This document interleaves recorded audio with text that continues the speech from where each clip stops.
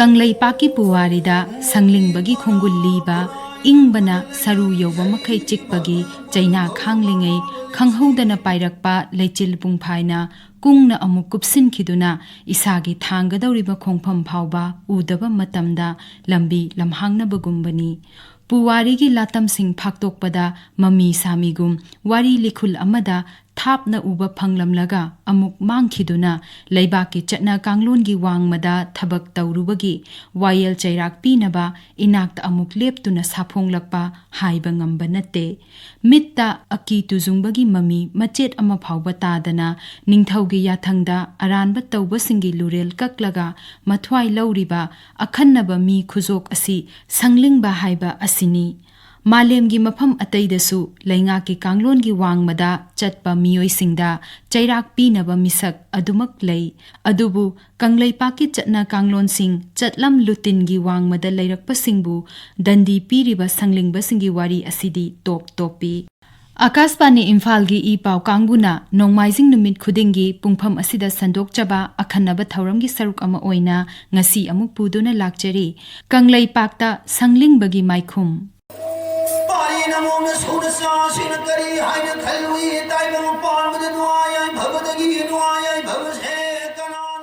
Kangleipakya Anganba Matamdagi Ningthau Panduna Khunda Leitaduna Leiraklaba Mitei Phurupki Na Chatnabi Amasung Laingaki Chatna Kanglon Kaya Ama Leiri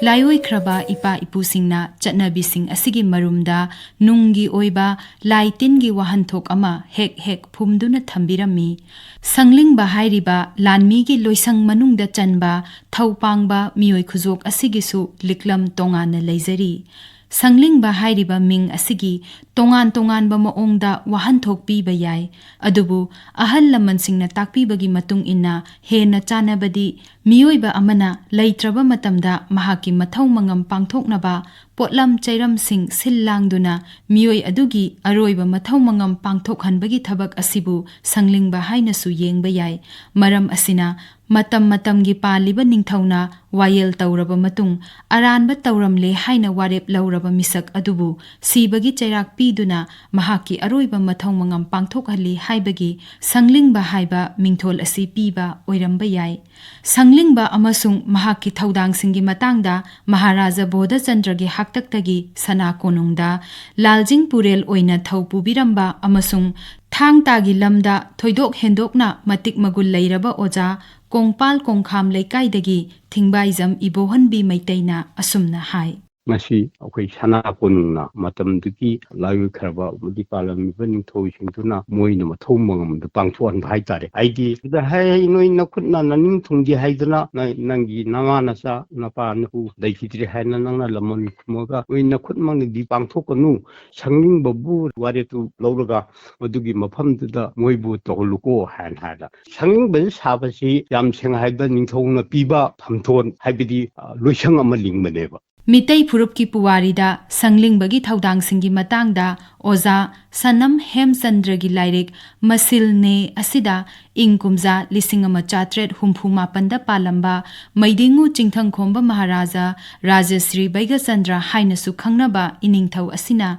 Aiba Angom Gopida Ibudau Pakhangbadagi Hauna Chatnarakpa Chatnabi Amadi Lamchat Sing Takpinaba Haibada Sanglingbagi Matangda Asumna Takpiki Haina Iri Sanglingbagi Masildi Mi Hatpa Mamit Kotpa Mana Kakpa Makhut Kakpa Makhong Kakpa Laput Thaba Kom Tauba Mi Phumba Angang Mama Mapa Khangdaba Siraga Phumba Kakpa Taugani Mihat Mipulgi Sagai Saba Asi Pumnamak Sanglingbana Pangthokani Leibaki Kanglon Sing Matamgi Matung Inna Semdok Sadoroktuna Lakli Masiga Loinana Tauhaidaba Laingakna Athingba Sing Tauruba Migi Chairaksu Adumak Hongduna Lakli Masiga Loinana Chairak Singi Marakta Ningthaugi Mayokta Sarau Sinbada Yaubagi Sibagi Chairak Asina Khwaidagi Hakpa Oirami Sibagi Chairak Lauthoklaba Miyoi Adu Longna Hiplaga Laphu Makak Amada Mangak Adu Thamduna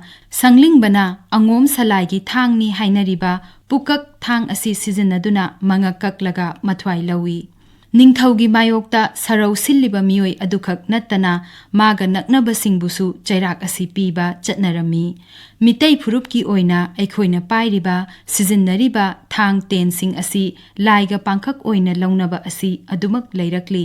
ꯁꯪꯂꯤꯡꯕꯅ ꯄꯥꯏꯕ ꯊꯥꯡ ꯑꯁꯤ ꯃꯩꯗꯤꯡꯉꯨ ꯅꯤꯡꯊꯧꯁꯤꯡꯅ ꯃꯅꯥ ꯃꯊꯨꯝ ꯄꯤꯗꯨꯅ ꯂꯥꯏꯔꯣꯟꯒ ꯃꯔꯤ ꯂꯩꯅꯅ ꯄꯨꯀꯛ ꯊꯥꯡ ꯑꯁꯤ ꯄꯥꯏꯍꯟꯕꯒꯤ ꯆꯠꯅꯕꯤ ꯂꯩꯔꯝꯃꯤ꯫ ꯑꯔꯤꯕ ꯂꯥꯏꯔꯤꯛꯁꯤꯡꯒꯤ ꯃꯇꯨꯡ ꯏꯟꯅ ꯊꯥꯡ ꯁꯥꯔꯤꯕ ꯌꯣꯠ ꯑꯁꯤꯕꯨ ꯀꯣꯜꯂꯤꯕ ꯂꯥꯏ ꯑꯗꯨꯗꯤ ꯆꯥꯀꯥꯕ ꯀꯧꯏ꯫ ꯃꯍꯥꯛꯀꯤ ꯃꯆꯥ ꯑꯔꯣꯛ ꯑꯔꯥꯏꯅ ꯉꯥꯏꯇꯦ ꯉꯝꯕ ꯑꯁꯤ ꯄꯣꯛꯏ꯫ ꯉꯥꯏꯇꯦ ꯉꯝꯕꯅ ꯂꯥꯏꯖ ꯏꯁꯤꯡꯗ ꯁꯥꯟꯅꯕꯗ ꯂꯥꯏꯅꯤꯡꯊꯧ ꯊꯣꯡꯅꯥꯡ ꯅꯤꯡꯊꯧꯒꯤ ꯁꯔꯥꯔꯨꯗ ꯆꯪꯂꯨꯕꯗ ꯂꯥꯌꯥꯝꯒꯗꯤ ꯄꯨꯟꯕ ꯌꯥꯗꯕꯅ ꯊꯋꯥꯏ ꯄꯤꯈꯝꯅꯈꯤꯕꯗ ꯃꯍꯥꯛꯀꯤ ꯌꯥꯡꯂꯦꯟ ꯁꯔꯨꯅ ꯄꯨꯀꯛ ꯊꯥꯡ ꯂꯥꯡꯉꯣꯜꯂꯤ꯫ ꯐꯥꯏꯒꯟ ꯁꯔꯨꯗꯒꯤ ꯇꯦꯟꯗꯣꯡ ꯊꯥꯡ ꯑꯣꯏꯈꯤ ꯍꯥꯏꯕ ꯒꯨꯔꯨꯃꯌꯨꯝ ꯁꯅꯥ ꯁꯔꯃ ꯀꯩꯔꯥꯎ ꯁꯅꯥ ꯍꯥꯏꯅꯁꯨ ꯊꯣꯏꯗꯣꯛ ꯍꯦꯟꯗꯣꯛꯅ ꯈꯪꯅꯕ ꯑꯣꯖꯥ ꯑꯁꯤꯒꯤ ꯂꯥꯏꯔꯤꯛ ꯊꯦꯡꯒꯧꯔꯣꯜꯗ ꯌꯥꯎꯔꯤ꯫ ꯄꯨꯀꯛ ꯊꯥꯡ ꯑꯁꯤꯁꯨ ꯆꯩꯆꯠ 397ꯗ ꯅꯥꯎꯊꯤꯡꯃꯥꯡ ꯑꯃꯁꯨꯡ ꯅꯥꯎꯊꯤꯡꯈꯣꯡ ꯃꯆꯤꯟ ꯃꯅꯥꯎꯅ ꯅꯝꯕꯨꯜ ꯇꯨꯔꯦꯜ ꯇꯧꯔꯤꯉꯩ ꯃꯤ ꯆꯥꯕ ꯎꯆꯦꯛ ꯀꯛꯌꯦꯟ ꯃꯤꯉꯝꯕꯅ ꯅꯥꯎꯊꯤꯡꯃꯥꯡ ꯌꯣꯠꯁꯤꯟꯈꯤꯕ ꯃꯇꯝꯗ ꯅꯥꯎꯊꯤꯡꯈꯣꯡꯅ ꯃꯃꯥ ꯂꯩꯃꯔꯦꯜ ꯁꯤꯗꯕꯤꯒꯤ ꯁꯝꯖꯤꯗꯒꯤ ꯇꯦꯟꯕꯤ ꯌꯥꯏꯑꯣꯏꯕ ꯁꯤꯖꯤꯟꯅꯗꯨꯅ ꯀꯛꯌꯦꯟ ꯃꯤꯉꯝꯕ ꯍꯥꯠꯂꯕ ꯃꯇꯨꯡ ꯎꯆꯦꯛ ꯑꯗꯨꯒꯤ ꯃꯕꯨꯛꯇꯒꯤ ꯊꯥꯡ ꯑꯁꯤ ꯁꯤꯖꯤꯟꯅꯗꯨꯅ ꯅꯥꯎꯊꯤꯡꯃꯥꯡ ꯀꯟꯈꯤꯕ ꯀꯛꯌꯦꯟ ꯃꯤꯉꯝꯕ ꯀꯩꯔꯦꯟ ꯀꯩꯖꯥꯎꯒꯤ ꯋꯥꯔꯤꯗ ꯌꯥꯎꯗꯨꯅ ꯉꯁꯤꯁꯨ ꯐꯨꯡꯒꯥ ꯋꯥꯔꯤ ꯑꯣꯏꯅ ꯂꯤꯅꯔꯤ꯫ ꯆꯩꯔꯥꯛ ꯑꯁꯤ ꯄꯤꯕ ꯃꯇꯝꯗ ꯄꯨꯀꯛ ꯊꯥꯡ ꯑꯁꯤ ꯁꯤꯖꯤꯟꯅꯕꯒꯤ ꯅꯨꯡꯒꯤ ꯑꯣꯏꯕ ꯋꯥꯍꯟꯊꯣꯛꯇꯤ ꯁꯪꯂꯤꯡꯕ ꯑꯗꯨꯒꯤ ꯃꯔꯤ ꯃꯇꯥ ꯃꯆꯤꯟ ꯃꯅꯥꯎ ꯐꯥꯎꯕꯗ ꯁꯤꯕꯒꯤ ꯆꯩꯔꯥꯛ ꯄꯤꯕꯗ ꯄꯨꯀꯛ ꯊꯥꯡ ꯑꯁꯤ ꯁꯤꯖꯤꯟꯅꯔꯕꯗꯤ ꯗꯣꯁ ꯂꯩꯇꯦ ꯍꯥꯏꯕ ꯑꯁꯤꯅꯤ꯫ ꯇꯧꯕꯇꯕꯨ ꯁꯪꯂꯤꯡꯕꯅ ꯁꯤꯕꯒꯤ ꯆꯩꯔꯥꯛ ꯄꯤꯔꯨꯔꯕ ꯃꯇꯨꯡ ꯃꯌꯨꯝꯗ ꯍꯟꯕ ꯃꯇꯝꯗ ꯏꯃꯨꯡ ꯆꯪꯗ꯭ꯔꯤꯉꯩ ꯌꯨꯝꯒꯤ ꯐꯝꯃꯦꯟꯒꯤ ꯈꯥ ꯊꯪꯕ ꯃꯥꯏꯀꯩꯗ ꯂꯦꯞꯇꯨꯅ ꯂꯥ ꯂꯥꯇꯣꯟ ꯑꯃꯗ ꯍꯩꯔꯨꯛ ꯇꯥꯡꯒ ꯈꯣꯏꯔꯨ ꯊꯥꯎꯃꯩ ꯌꯥꯎꯅ ꯈꯨꯔꯨꯝꯗꯨꯅ ꯂꯥꯛꯊ ꯂꯥꯏꯃꯤꯡ ꯌꯦꯟꯕꯨꯝ ꯍꯨꯏꯔꯣꯟ ꯆꯟꯕ ꯍꯥꯏꯔꯤꯕ ꯆꯨꯛꯁꯥ ꯊꯦꯟꯒꯧ ꯑꯁꯤ ꯄꯥꯡꯊꯣꯛꯏ꯫ ꯊꯦꯟꯒꯧ ꯑꯁꯤꯒꯤ ꯃꯇꯥꯡꯗ ꯑꯣꯖꯥ ꯊꯤꯡꯕꯥꯏꯖꯝ ꯏꯕꯣꯍꯟꯕꯤꯅ ꯑꯁꯨꯝꯅ ꯍꯥꯏ꯫ ꯃꯄꯨ ꯃꯥꯒꯤ ꯃꯐꯝꯗ ꯇꯥꯏꯕꯪ ꯁꯦꯝꯃꯝꯕꯗ ꯑꯗꯨꯝ ꯍꯩꯔꯣꯜ ꯂꯣꯝꯗ ꯆꯜꯂꯒ ꯑꯗꯨꯒꯤ ꯃꯤꯡꯍꯩ ꯄꯤꯔꯒ ꯑꯔꯣꯏꯕꯒꯤ ꯃꯉꯝꯁꯦ ꯄꯤꯕꯅꯤ꯫ ꯃꯁꯤꯒꯤ ꯄꯣꯠꯂꯝ ꯀꯠꯂꯝꯃꯤꯕ ꯍꯧꯔꯝꯃꯤꯕ ꯄꯣꯠ ꯃꯌꯥꯝ ꯑꯁꯦ ꯑꯃꯠꯇ ꯃꯥꯡꯍꯟꯕ ꯌꯥꯗꯕ꯫ ꯃꯔꯝꯗꯤ ꯀꯔꯤꯒꯤꯗ ꯍꯩꯒꯤ ꯃꯅꯤꯡꯗ ꯍꯩꯅꯤꯡ ꯂꯩꯔꯤ, ꯍꯩꯒꯤ ꯃꯈꯥꯅ ꯍꯩꯈꯥ ꯂꯩꯔꯤ, ꯑꯋꯥꯡꯗꯅ ꯍꯩꯋꯥꯡ ꯍꯩꯖꯥꯡꯒꯨꯝꯕ ꯌꯥꯎꯔꯤꯕ ꯍꯩ ꯃꯅꯝ ꯅꯥꯏꯕ ꯑꯗꯒꯤ ꯂꯩꯔꯤ ꯂꯩꯍꯥꯎ ꯀꯥꯏꯅ ꯁꯤꯁꯨ ꯇꯥꯏꯕꯪꯅ ꯁꯦꯝꯕ ꯄꯣꯠꯂꯝꯁꯦ ꯁꯤ ꯀꯠꯂꯒꯗꯤ ꯑꯩꯈꯣꯏꯅ ꯂꯪꯖꯕ ꯑꯃꯗꯤ ꯂꯥꯟꯅ ꯇꯧꯈꯤꯕ ꯄꯣꯠ ꯃꯌꯥꯝꯗꯣ ꯑꯗꯨ ꯀꯣꯛꯏꯅ ꯍꯩꯔꯝ ꯇꯔꯦꯠ ꯂꯩꯔꯝ ꯇꯔꯦꯠ ꯀꯥꯏꯅ ꯍꯩꯊꯥ ꯂꯩꯊꯥꯗ ꯉꯁꯥꯏꯒꯤ ꯊꯦꯡꯒꯧꯒꯤ ꯃꯇꯥꯡꯗ ꯍꯥꯞꯄꯤꯕꯗꯣ ꯌꯥꯝꯅ ꯂꯨꯕ ꯃꯑꯣꯡꯅꯤ꯫ ꯅꯤꯡꯊꯧꯒꯤ ꯃꯥꯌꯣꯛꯇ ꯁꯔꯧ ꯁꯤꯟꯕꯒꯤ ꯆꯩꯔꯥꯛ ꯑꯁꯤ ꯅꯤꯡꯊꯧꯒꯤ ꯏꯃꯨꯡ ꯃꯅꯨꯡ ꯍꯦꯛ ꯑꯣꯏꯔꯕꯗꯤ ꯉꯕꯣꯡ ꯈꯥꯎꯗ ꯍꯥꯞꯇꯨꯅ ꯇꯨꯔꯦꯜ ꯑꯅꯤꯒꯤ ꯏꯇꯤꯟꯐꯝꯗ ꯊꯥꯗꯕ ꯑꯁꯤꯁꯨ ꯁꯪꯂꯤꯡꯕꯅ ꯄꯥꯡꯊꯣꯛꯂꯝꯃꯤ꯫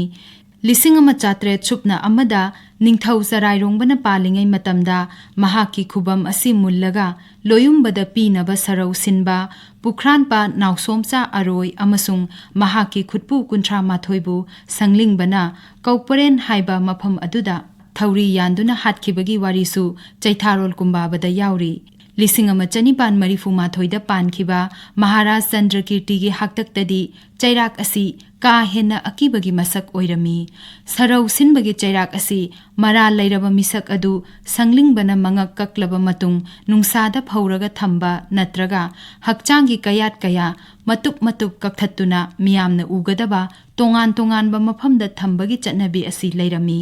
ꯀꯪꯂꯩꯄꯥꯛꯀꯤ ꯄꯨꯋꯥꯔꯤꯗ ꯂꯩꯕꯥꯛ ꯀꯥꯡꯂꯣꯟꯅ ꯌꯥꯗꯕ ꯑꯇꯣꯞꯄ ꯊꯕꯛꯁꯤꯡ ꯍꯥꯏꯕꯗꯤ ꯃꯤ ꯍꯥꯠꯄ ꯑꯁꯤꯗ ꯅꯤꯡꯊꯧ ꯑꯃꯁꯨꯡ ꯋꯥꯌꯦꯜꯁꯪ ꯆꯩꯔꯥꯞ ꯀꯨꯆꯨꯅ ꯑꯀꯟꯕ ꯃꯤꯠꯌꯦꯡ ꯆꯪꯂꯝꯃꯤ꯫ ꯃꯤ ꯍꯥꯠꯄꯒꯤ ꯃꯔꯥꯜ ꯂꯩꯔꯕ ꯃꯤꯁꯛ ꯑꯗꯨꯒꯤ ꯆꯩꯔꯥꯛꯇꯤ ꯃꯍꯥꯛꯅ ꯍꯥꯠꯂꯤꯕ ꯃꯑꯣꯡ ꯑꯗꯨꯒ ꯃꯥꯟꯅꯅ ꯃꯍꯥꯛꯄꯨꯁꯨ ꯆꯞ ꯃꯥꯟꯅꯕ ꯃꯑꯣꯡꯗ ꯁꯤꯕꯒꯤ ꯗꯟꯗꯤ ꯄꯤꯕ ꯑꯁꯤꯅꯤ꯫ ꯁꯪꯂꯤꯡꯕꯒꯤ ꯊꯧ ꯑꯁꯤ ꯑꯁꯤꯕꯒꯤ ꯆꯩꯔꯥꯛ ꯈꯛ ꯅꯠꯇꯅ ꯃꯤ ꯍꯥꯠꯄꯒꯤ ꯃꯔꯥꯜ ꯂꯩꯔꯕ ꯃꯤꯁꯛ ꯑꯗꯨꯒꯤ ꯃꯃꯤꯠ ꯀꯣꯠꯄ, ꯁꯟ ꯍꯨꯔꯥꯟꯕ ꯅꯠꯇ꯭ꯔꯒ ꯃꯁꯥꯗ ꯑꯁꯣꯛ ꯑꯄꯟ ꯂꯩꯍꯟꯕ ꯃꯇꯝꯗ ꯁꯤꯕꯒꯤ ꯆꯩꯔꯥꯛ ꯄꯤꯕ, ꯍꯨꯔꯥꯟ ꯆꯤꯟꯊꯤ ꯇꯧꯔꯨꯕ ꯃꯤꯁꯛꯄꯨꯅ ꯃꯍꯥꯛꯀꯤ ꯌꯦꯠ ꯊꯪꯕ ꯈꯨꯠ ꯅꯠꯇ꯭ꯔꯒ ꯈꯣꯡ ꯑꯗꯨ ꯀꯛꯊꯠꯄ ꯑꯁꯤꯁꯨ ꯌꯥꯎꯔꯤ꯫ ꯕ꯭ꯔꯤꯇꯤꯁꯀꯤ ꯑꯦꯁꯤꯁꯇꯦꯟꯠ ꯄꯣꯂꯤꯇꯤꯀꯦꯜ ꯑꯦꯖꯦꯟꯠ ꯑꯣꯏꯔꯝꯕ ꯊꯣꯃꯥꯁ ꯀꯂꯥꯟ ꯍꯗꯁꯟꯅ ꯏꯕ ꯏꯪ ꯀꯨꯝꯖꯥ 1809ꯗ ꯐꯣꯡꯈꯤꯕ ꯂꯥꯏꯔꯤꯛ ꯗ ꯃꯩꯇꯩꯁꯇ ꯁꯪꯂꯤꯡꯕꯒꯤ ꯃꯇꯥꯡꯗ ꯑꯁꯨꯝꯅ ꯏꯔꯤ꯫ Sanglingba chairak piba matamda ningthaugi anakpa phamdau amana pangthokliba chairak pibagi thauram adubu yengsilli. Karigumba phamdau amata lakpa ngamdrabadi Sanglingba mara lairaba misak aduda pulamba yotlingsing adu yot suba mi amada kakthathanduna ningthauda thau adu pangthokre haibagi khudam oina puduna utlami. Chairak asi Kangla Utra mamangda natraga Nambul Turelgi mapalda hauba khongnang amagi makhada pangthoi. Political agent asigi matung inna Sanglingba asi Naga Phuruptagi akhannaba Naga khul amadagi miyoi singna khak oirami haina iri. Masigi mathakta Manipurda Chief Political Officer oiramba Major Maxwell nasu Sanglingba singi matangda thizin khibagi record phangba ngammi. Adubu ningtamna leijarakpa Kangleipakta mapalgi safuna lamdam asigi leingakta khut thingjenba haurakhiba matamda yaningdaba phongdokladuna ingkumja 1934 gi March ki tang 15 da Kanglagi Utra mamangda British officer mangagi mangak Sanglingba Sagolsem donona ahing athengba aduda Chikna Chainaba naidaba makai tinkhiba miyam mamangda tendong thangna mangak kakhibagi wari ngasisu miyamna sakna sonari. Masiga loinana mangak kaklaba saheb singi hakchang adu hauziki Khwairamban Kaithel manaki Nambul Turel mapalda phumkhiba amadi makhoigi makoksing adubuna Kangla manungi nungoibi laifamlenda leibak khubom ama tauthaduna laining laisol pangthoklaga phumkhiba aduna lairik asida yauriba warol asi hena chusinnari. Masigi mathakta Kangleipakki puwarida lanmi singi sanglupta Sanglingba haiduna miyoi kaya leiraga madugi khwaidagi makok oina nongthombam Trilok Satwalna thau pubagi latamsu thengnari. Sanglingbagi thauda asi makhoi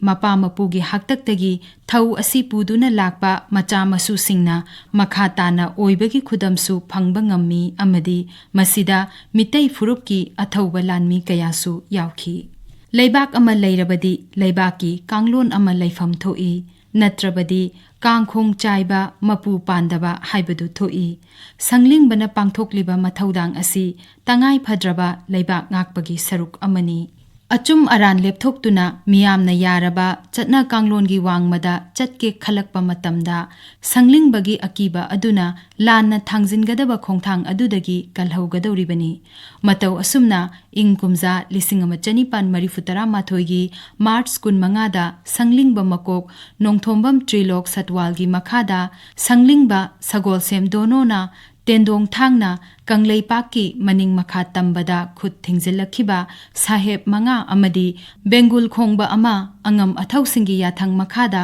makok kaktuna mitei furupki mireibak mireicha singna lakchaba usit thawoidaba amadi ningtambada khut thingjelakpa yadabagi thauna adu utkhi.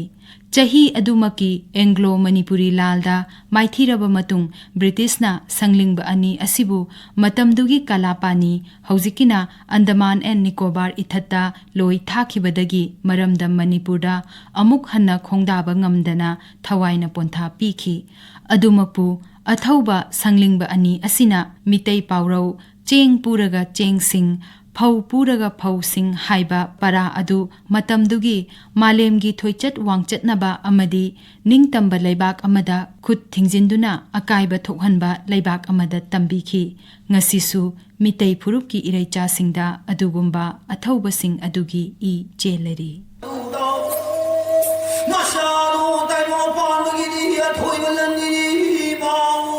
Matang asida Akashbani Imphal gi ipau kangbuna nongmaijing numit khudingi pungpham asida sandokchaba akhannaba thauramgi ngasigi tangkakta Kangleipakta Sanglingbagi Maikhum loizare. Thauram asigi aiba Khetrimayum Birosh thauram puthokpa Thokchom Jogendrajit thauram lanthokchakhibi Okram Umadini.